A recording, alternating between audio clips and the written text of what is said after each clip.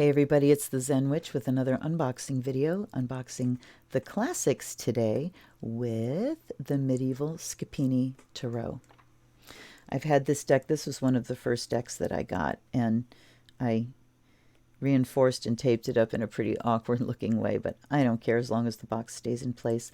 Let's start off here by giving you a little bit of a smoke cleanse, smoke offering. Yikes, what did I do there? All right. So we've got a little bit of sage smoke, and I've got Bastet sitting here because she's all about play. And I have my Bastet cup too. Bastet is all about play, and you've got to approach cards in the spirit of play because that's how they work the best. IMO. IMHO. That used to be such a thing. Okay. So we've got the medieval Scapini deck. We've got a window in the front of the deck, and we've got the High Priestess showing through. Very detailed graphic images. They're beautiful. The artwork is beautiful. The style is gorgeous. Medieval Scapini Tarot by Luigi Scapini, U.S. Game Systems, Inc. Printed in Switzerland by A.G. Muller, which is the European arm of U.S. Games. We've got Medieval Scapini on both sides and the top. Take out the LWB. We'll look at that later. Okay, now I'm going to put her back in the deck where she belongs because they don't give you an extra with her image on it. You just get one, but she's in the front window when you buy the deck. So we have the title card, the Medieval Scapini by Luigi Scapini, and then we have a card that talks about the artist, born in 1946, an artist since the age of 12, where all he's exhibited, he's illustrated books. He recreated the missing cards from the hand-painted 15th century Carey Yale and Pierpont Morgan Bergamo Tarocchi decks. Jesus criminy. For the reproduction of the decks published by U.S. Games. So he has recreated things that were missing. About the Tarot, the artist says the Tarot is a book in which everything can be written. I've always been interested in symbols, including them in my paintings. Many symbols that I invented intuitively were affirmed by my discovery that they had been used by Tarot artists long ago. Other artists long ago. In the Tarot, symbols can be superimposed and combined in the imagination. Sometimes a seemingly random combination will suddenly bring a new insight to the reader of the cards, leading to yet other associations.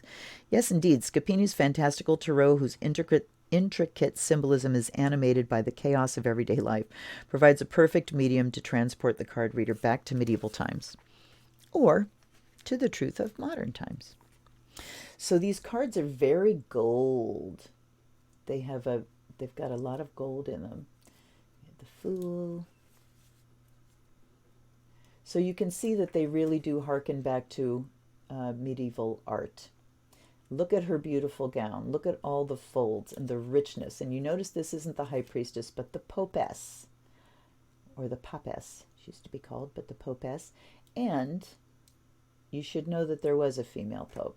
If you have never heard about Pope Joan, Google it. The Empress, the Emperor in his armor. In his armor, and we've got, it's like we've got symbols of the four elements, but they're like disasters. So I'm going to set that aside because I want to look that up for the meaning. The Pope, which is the Hierophant, the Lovers, the Chariot. Let the horses buck and go and buck wild. Justice is the number 8 card. Some justice and strength get swapped in the Tarot a lot. And this one has justice as number 8. 9 is the Hermit, and notice we've got VIII instead of IX. The Wheel of Fortune. Force instead of strength.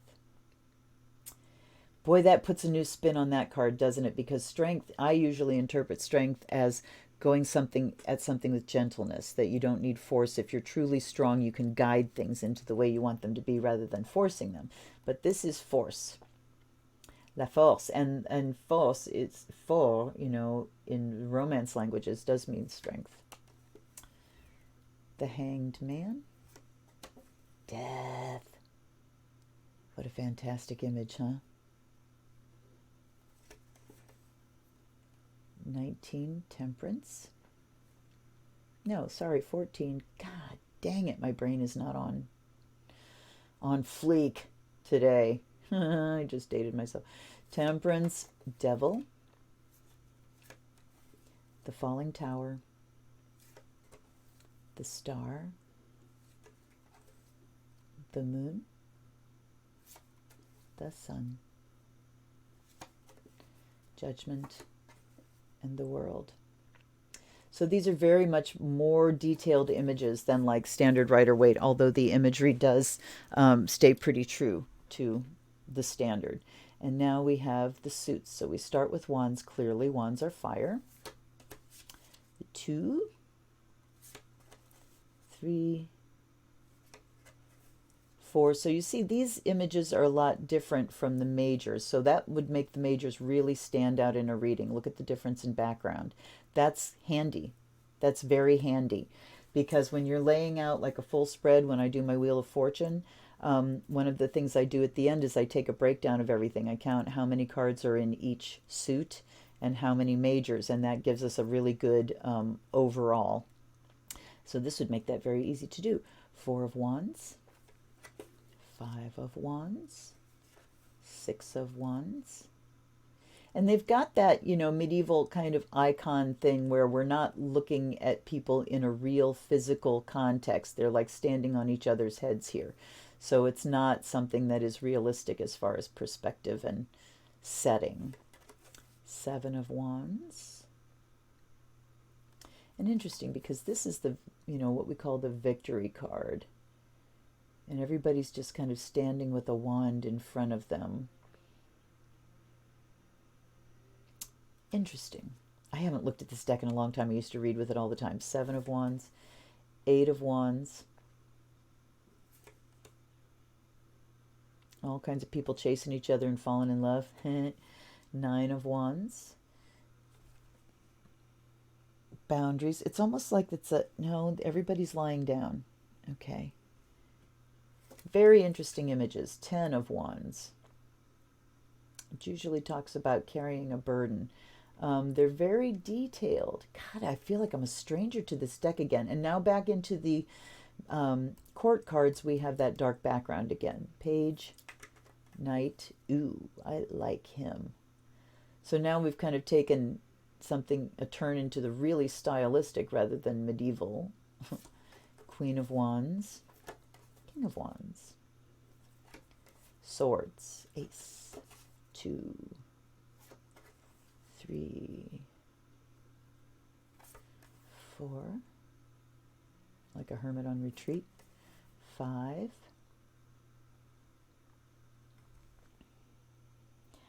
I can't tell what that is. It's like a dwelling that's kind of breaking down, and he's smoking a hookah. 6, 7, 8. And I will say, when I used this a lot, I looked up meanings. I wasn't using it the way I use my cards now, and you know, strongly intuitively. I would look up the meanings, and it nailed things. 9 of Swords, 10 of Swords. That's a pleasing image. That appeals to me a lot. Page, Knight, Queen, and King. Now we go to Cups, and we're upside down. 2, 3. Yeah, look at the celebration in that card. Look at all the abundance and the shellfish and the fruit and the overflowing cups. That's nice. 4. We see the disappointment here. 5 of Cups. Wow. Beyond disappointment. Illness. 6 of Cups. 7, 8. Interesting. 8 of Cups usually shows someone walking away from a stack of cups, and it talks about leaving something behind. This is very different. Very different. Nine of Cups, the Wish card. 10. Page, Knight, Queen, Venus on the half shell, and King. And then finally, coins. 2, 3. So the images really are very different. They do have the vibe of, but they're very different. 4, 5. I mean, 5 of Pentacles usually shows somebody out in the cold, and each one of these coins has a different image. And they're like images of things breaking down and being disastrous. This one's got like a goat and a scorpion and a Mars symbol. I don't understand. And then we've got something being blown away by a hurricane. There's literally the wind blowing a house down. And then here we've got water inundating. So I'm assuming that this is fire and earth. So again, we're talking about elemental disasters here. And then these astrological symbols in the middle. So I'm going to look. And again, each coin on these has something going on inside it. So there is a world to draw on here. 6 of Pentacles, usually about money that's not worked for, money that's a gift. Or an inheritance. So you see somebody handing money. This is usually the symbol that's on the 6 of coins. And then we have, what else do we have? Looks like somebody's stealing something. Somebody's jumping up and down happy. Somebody's turning their pockets inside out because they're empty. So lots of nuance, lots of things to zero in on. 7, 8. And yes, the physical work, working on something, apprenticeship, that makes sense there. 9. That certainly looks like the opulence of achievement. And 10. And these are all just people's faces here on the coins with the castle in the background. Maybe family tree-like, because it's a tree. Interesting. Page of Coins, Knight of Coins, Queen of Coins, and King. And here's where, again, we come to the problem of being a collector and having so many decks, because I haven't looked at these in so very long. And almost to the point where it's like I don't remember these cards. I don't remember, you know, what it was like working with them. But I have 3 here that I'm going to look at and see if we can get some answers. So just, you know, delve a little more into the imagery and what they're all about. So I'm going to look at the Emperor first, because I'm interested in if they mention these 4 images, again, sort of showing elemental disasters. All right. Many details point to the Emperor's rank as supreme ruler of the elements. The awesome and potentially destructive powers of the 4 elements are represented by pictures of apocalyptic landscapes, showing winds for air, volcanic land for earth, burning buildings for fire, and ships sinking for water. Bracing the platform are 4 creatures. Bracing the platform are 4 creatures. Where are they? A he-goat, a lion, a dog, and the creation of Frankenstein. I may have to get a flippin'... Where are these? Where are these things? I don't see these things anywhere. Jesus H. If anybody has this deck, help me. Take a look, because I don't see those creatures anywhere that are supporting the platform. I don't see a goat. I don't see a lion. Again, oh, I see. It's the gold in between. Holy shit, is that subtle?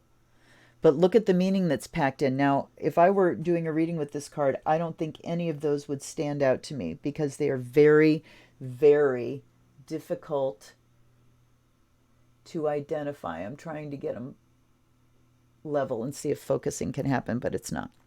So, wow. Yowza. So he's naming things that I couldn't even see. Platform and its symbols represent the elemental chaos, which the Emperor rules and puts to order. The yellow cube on which the ruler sits is draped with a fiery red robe. The colors are power and activity, so every single fucking thing in this has a meaning. The emperor himself is dressed in armor designed after that, depicted on the sepulchre of Emperor Rudolf of Habsburg, wears a large hat with ermine, he da-da-da-da-da. Very detailed descriptions. And then we have divinatory meanings: worldly power, confidence, wealth, stability, authority. Pretty much the standard definitions of the emperor in any tarot deck. So he does talk about what each thing is in the image, but he doesn't necessarily say what each of those individual things represents. But he did say, the images down there talk about the elements that the emperor has powers over. He's the supreme ruler of the elements.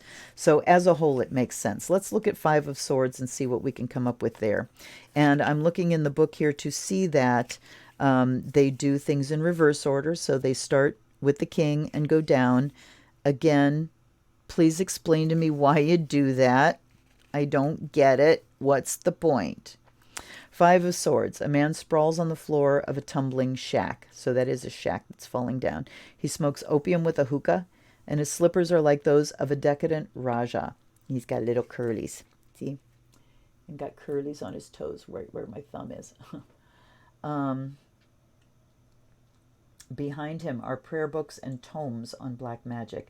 The hilts of the Five Swords are like vampires, creatures that prey on the force of others. So, ooh. So if you look at the hilts of the swords up here, they're vampires. Fascinating. Absolutely fascinating. Divinatory meanings: conquest, defeat, destruction of others, degradation, adversaries may arise, revocation, infamy, dishonor. So again, the standard meanings, but that's how he's interpreted some. So you really could, if you're working with this deck and looking up the meanings, it would be very easy to internalize these book meanings based on the images that are given. So I think he is doing a really great job of interpreting. Just some of it is really subtle and hard to get a grip on there. Cups, coins. All right, let's look at that Five of Coins because I wanted to see what that middle image was about. 8. That's right, we're going backwards. 6, 5. A youth mischievously kisses a lady's hand. Theirs is an illicit relationship. Okay, remember what Five of Coins is in the standard deck. It shows a church window with the pentacles on it and light coming from the inside, and then people like freezing and starving on the outside. In the center is a coin showing the chariot of Mars. So that's desire. Mars is a boner. Mars is libido. Mars is sexual desire. In the other coins represent disorder caused by violence and desire, corresponding to the 4 elements. So disorder caused by violence and desire. 4 elements: fire and earth at the top and air and water at the bottom. So, there's an earthquake, there's something fire. I mean, there's hands and I see flames, but I'm not sure. Maybe it's a lightning bolt. Not sure what that is. And the wind blowing and the waves crashing. So the divinatory meanings: material trouble, destitution, loss, failure, error, mistress, lover, disaffection. I don't think mistress and lover show up anywhere else in a Five of Coins. So they are different. They definitely have rich images, interesting and new images. Put everybody back where they belong. They are easy to shuffle. I've shuffled this deck a million times. I will show you now. So, it's a long deck. You got to have long fingers. Watch me make a liar out of myself. Here I go. No, that wasn't bad. That wasn't too bad. Thank you. So anyway, this is a deck that I would recommend. The backs of the cards, again, a beautiful gold design. This deck is its own really wonderful deep dive into the tarot and a different take on many of the images. And that's always a good thing when you can get a different perspective. So it's, inherently a good deck. I don't know what I did with the blocking cards. I've shuffled them in like a me. There's one, there's two. Okay. So it is a worthy deck. Let's put it that way. I would say it's well worth getting if you're attracted to the images. It's got a lot of wisdom and information to give up. And I do remember when I worked with it early on, the readings that I did and looked up the meanings, they did really hit with the questions that I was asking. So for me, it had the it factor as well. Gorgeous artwork, black box. It looks great on the shelf. You know, the little black box. Anyway, thanks for hanging out with me again today. This has been the Zen Witch with another Unboxing the Classics. I hope you like my channel. I hope you like this video. I hope you subscribe to my channel. I hope you click that notifications bell so you know every time a new video lands, which happens every Monday and Friday, and lots of points in between. Let me know what you thought. I love to engage in conversation with you. And I will see you next time. Peace, everybody. This is the Zen Witch. Blessed be.